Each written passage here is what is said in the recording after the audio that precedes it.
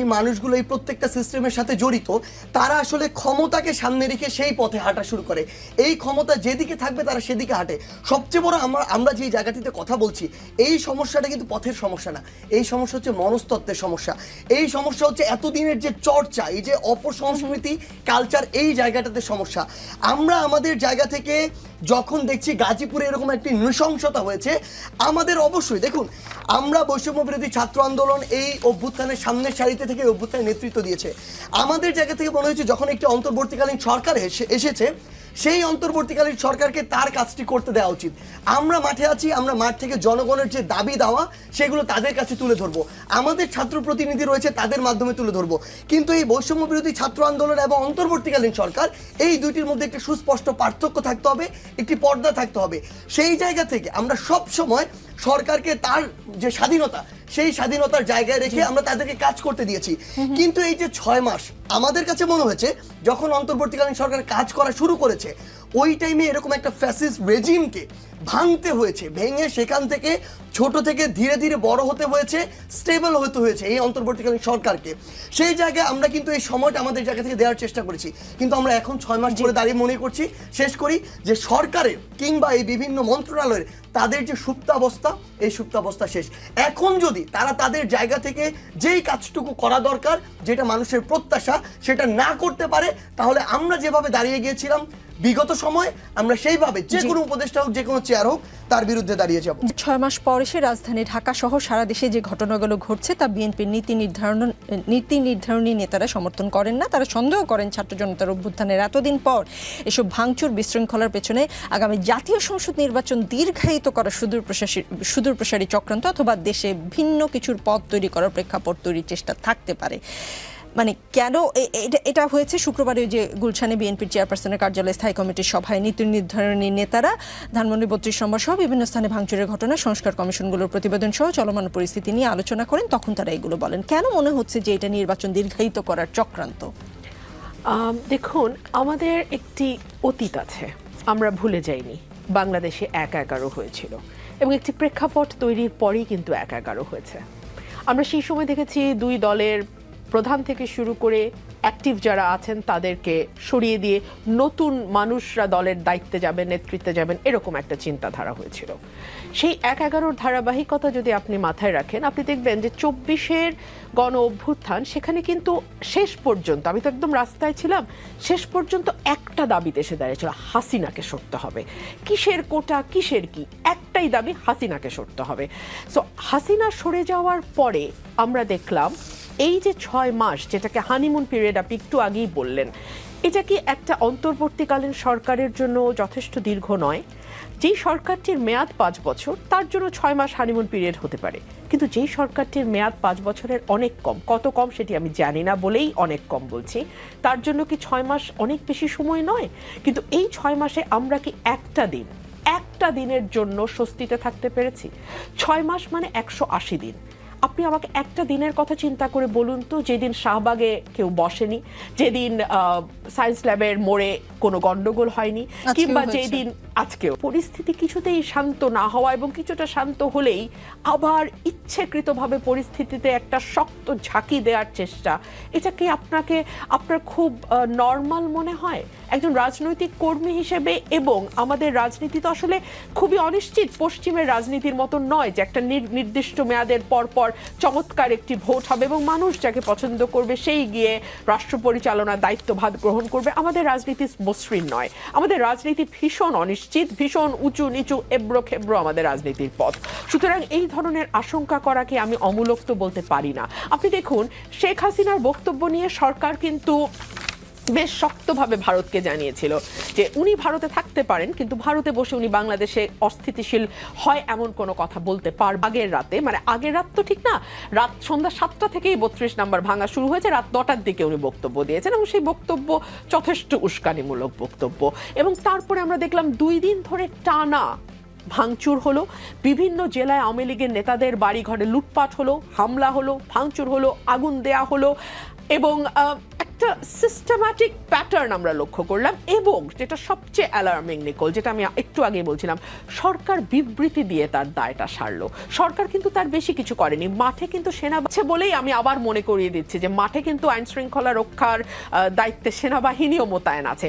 এইরকম অবস্থায় যখন আইন শৃঙ্খলা কিছুতেই রক্ষা করা যায় না অবস্থা তৈরি হয়, বা কোনো কোনো মহল তৈরি করে, তখন এটা তো ভাবাটা খুব অমূলক হবে কি যে আর কোনো কিছু আহ্বান করবার চেষ্টা কেউ কেউ হয়তো বা করছেন ভেতর এরকম থেকে। কোনো কথাই আমেরিকার প্রেয়ার ব্রেকফাস্টে জয়েন করে এসে আজকে এয়ারপোর্টে নেমে যেটা বলেছেন যে বাংলাদেশের ছাত্র জনতা ফ্যাসিস্ট হাসিনা সরকারের উৎখাতের মধ্য দিয়ে অভ্যুত্থানে সফলতা অর্জন করেছে, কিন্তু আজকে দুর্ভাগ্যজনকভাবে আমরা যেন শেখ হাসিনার পাতা ফাঁদে পা না দেই। আজকে দেশের স্থিতিশীলতা বিনষ্ট হচ্ছে, অস্থিরতা সৃষ্টি হচ্ছে। এই জন্য সম্পূর্ণভাবে যে ফ্যাসিস্ট রেজিম ছিল সেই রেজিমই দায়ী, আমাদেরকে সাবধানতার সঙ্গে পা ফেলতে হবে। কিন্তু ছাত্র জনতা কি তাহলে পাতা ফাঁদে পা দিয়েই দিল?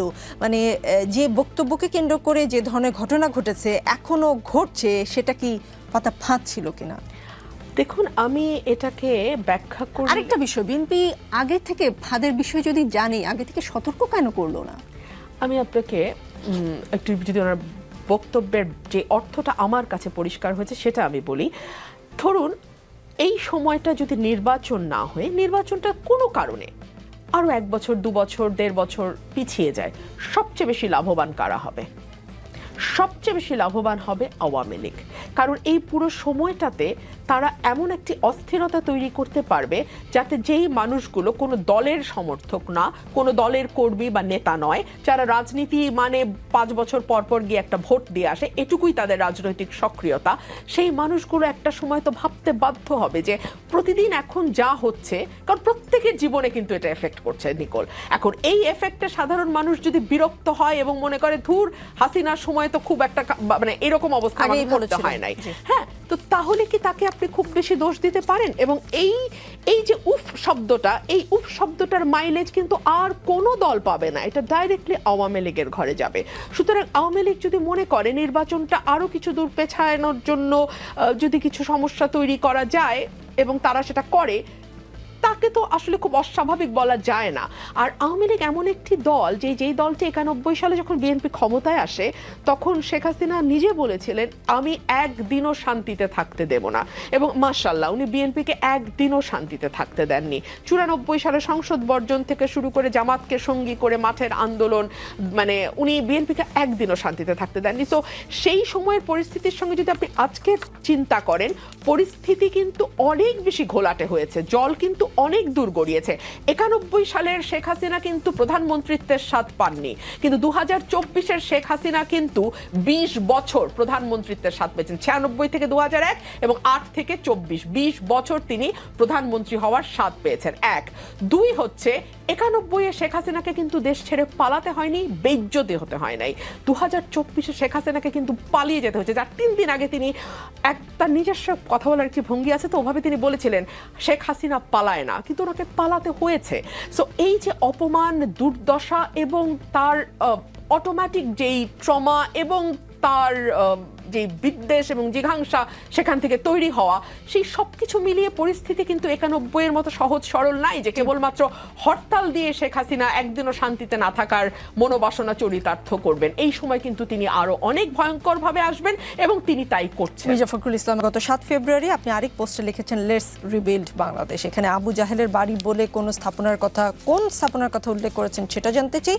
আর গত 5 ফেব্রুয়ারি 32 নম্বর ঘুরিয়ে দেওয়ার পরে আবার লিখলেন লেটস রিবিল্ড বাংলাদেশ। ভাঙার পর গড়ার আহ্বান, মানে কি করে? এবং আমার মনে মানে এইরকম কি মনে করার কোনো কারণ আছে কিনা, যেটা আপনারা শুরু করেছেন সেটা আসলে আপনারা এখন আর কন্ট্রোল করতে পারছেন না বলে সেটা আবার রিবিল্ড করে কন্ট্রোল করার চেষ্টা করছেন, কিন্তু যা হবার, যেটা ছড়িয়ে যাবার পুরো বাংলাদেশে সেটা ছড়িয়ে গেছে, এমন কিনা? এরকম কেউ ভাবলে ভুল করবে কিনা? আপনার যে লাইনটি বলেছেন এটার সাথে সরাসরি দ্বিমত প্রকাশ করি যে যা আপনারা শুরু করেছেন সেটা অ্যাকচুয়ালি আপনারা কন্ট্রোল করতে পারছেন কিনা। না, আমরা এটা শুরু করিনি। এটা বাংলাদেশের জনগণ শুরু করেছে।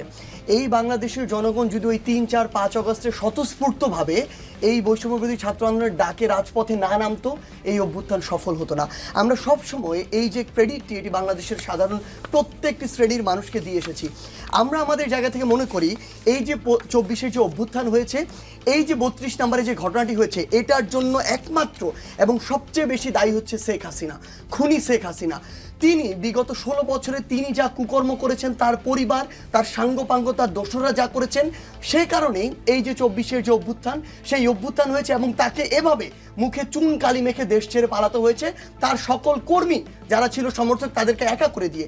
এই 5 আগস্টের পরে আপনি যদি এই 25 সালের এই ঘটনা দেখেন, মানুষ ওই 5 আগস্টের দিনে এটা হওয়া উচিত ছিল, কিন্তু মানুষ তারপরও কোনো একটা জায়গা থেকে ওই 32-এর দিকে এভাবে যায়নি, কিংবা সেটিকে রক্ষা করেছিল। আজকে এটি আবার কেন হলো? কারণ ওই খুনি হাসিনা আবার বাংলাদেশের তরুণ সমাজ এবং ছাত্রদের উদ্দেশ্যে কথা বলতে আসে, যেই খুনি হাসিনা এদেশের হাজারের অধিক ছাত্র জনতাকে এভাবে নির্মমভাবে খুন করেছে শুধু ক্ষমতায় টিকে থাকার জন্য।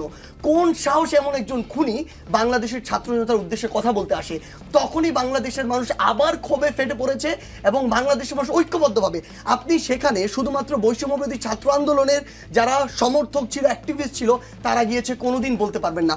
বাংলাদেশের সকল রাজনৈতিক দলের যারা এই অভ্যুত্থানে শক্তি ছিল, সকলের সেখানে অংশগ্রহণ ছিল।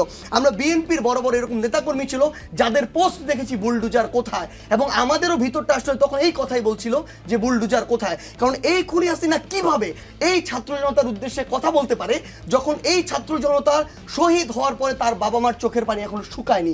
সেই জায়গা থেকে এই যে ক্ষোভের উদ্গীরণ বা মানুষের এই ক্ষোভের যে বিস্ফোরণ, এটা খুনি হাসিনা তার জায়গা থেকে করেছে। আমরা আমাদের জায়গা থেকে তো বলছেন এটা ফাঁদ ছিল। দেখুন, আমরা আমাদের জায়গা থেকে যে জিনিসটি মনে করি, দেখুন তিনি যে কোনো একটা নির্দিষ্ট অ্যাঙ্গেল থেকে বলতে পারেন কথাটি, কিন্তু আমরা আমাদের জায়গা থেকে মনে করি আমরা যদি এই জায়গাটাতে মানে এটা যদি তার ফাঁদে পা দেয়া হতো, তাহলে তার পরের দিনই আমরা আমাদের জায়গা থেকে কখনোই এই পজিশনে আসতাম না। Let's reveal Bangladesh. একটা উদাহরণ একটু দেন, আপনার কথা বলতে সুবিধা হবে। সার্জিস আলম, সুনামগঞ্জের বিশ্বরম্ভরপুরে 3 রাস্তার মোড়ে একজন কৃষক হাতে কাস্তে ও কাঁধে লাঙ্গল নিয়ে দাঁড়িয়ে আছেন। নাম দেওয়া হয়েছিল কিষাণ চত্বর, আপনি নিশ্চয়ই শুনে থাকবেন। গ্রাম বাংলার কৃষি ও কৃষকের ঐতিহ্য তুলে ধরতেই সেই ভাস্কর্যটি 7 তারিখ মানে শুক্রবার রাতে এই ভাস্কর্য ভেঙে ফেলা হয়। কৃষকের এই ভাস্কর্যের সাথে মুজিববাদ বা ফ্যাসিবাদের কি